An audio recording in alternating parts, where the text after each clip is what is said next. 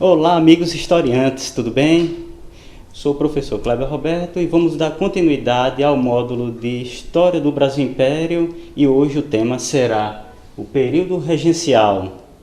Na aula anterior nós vimos que Dom Pedro I ele não aguentou a pressão popular e militar e acabou renunciando, abdicando ao cargo de imperador em nome do filho Dom Pedro II. Contudo, o nosso Dom Pedro II só tinha 5 anos, então ele não poderia assumir o governo. Então foi-se decidido criar uma regência, que seria, no caso, um trio de governantes que iriam comandar o Brasil enquanto Dom Pedro II atingia a maioridade. Num primeiro momento tivemos uma regência provisória, que ela foi trina, ou seja, composta por 3 membros e teria somente o intuito de formar a Assembleia para decidir sobre a regência permanente. E a regência permanente ela deveria governar o Brasil até um certo período ou até a maioridade do nosso Dom Pedro II. Uma das primeiras vantagens da regência permanente foi a criação do Código de Processo Criminal. Esse Código de Processo Criminal dava liberdade para as províncias criarem seus tribunais e eleger seus juízes. Contudo, os juízes eles poderiam ser influenciados ou até mesmo indicados pela elite local. E isso se tornará um grande problema que veremos futuramente. Contudo, a regência permanente ela acabou não sendo tão permanente como deveria, sendo logo substituída por uma regência una, que era comandada por então Diogo Feijó. A regência permanente ela deveria governar o Brasil por um período ou até a maioridade de Dom Pedro II. Nesse mesmo período, o Brasil era dividido por 3 classes políticas bem distintas, que eram os moderados, os exaltados e os restauradores.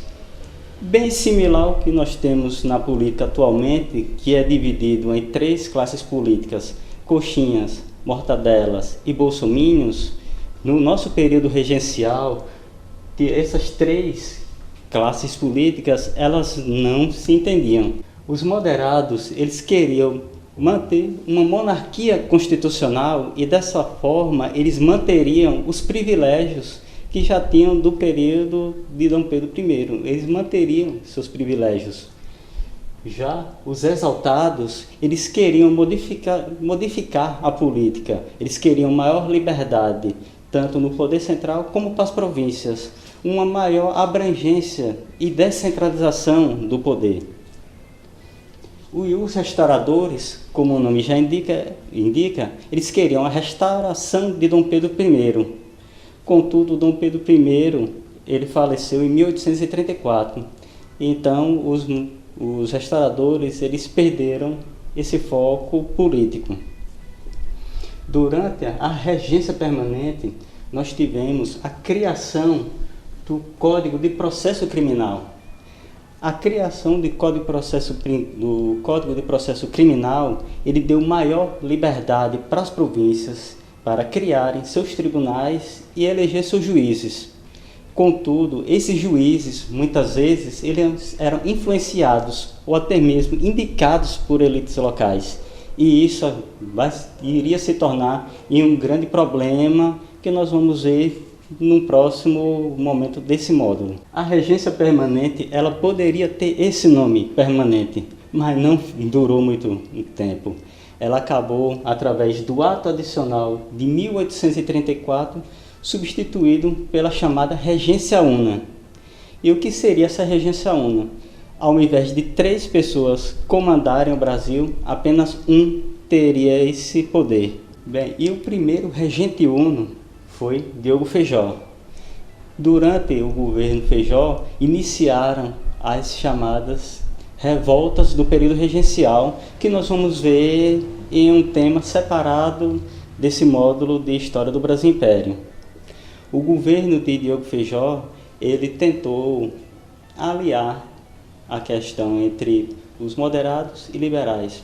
Contudo, com o desgaste do próprio Diogo Feijó, ele acabou renunciando ao seu cargo nessa regência, sendo substituído por Pedro de Araújo Lima. Pedro de Araújo Lima, ele decidiu acabar com muitas das chamadas conquistas que existiram no período inicial da regência, que foi o Código de Processo Criminal e também o ato adicional. Dessa forma, ele tentaria eliminar o que eu mesmo chamava de Carta da Anarquia, que foi o ato adicional. Quando ele assumiu a regência no Brasil, tinha eclodido a Revolução Farroupilha e iniciou-se a balaiada, ou seja, ele assumiu o país exatamente num momento de grande dificuldade política. Araújo Lima, ele ainda tentou organizar o governo, mas diante das dificuldades não teve outra opção. Juntamente com conservadores e liberais, se decidiu dar um golpe. Mas o que seria esse golpe?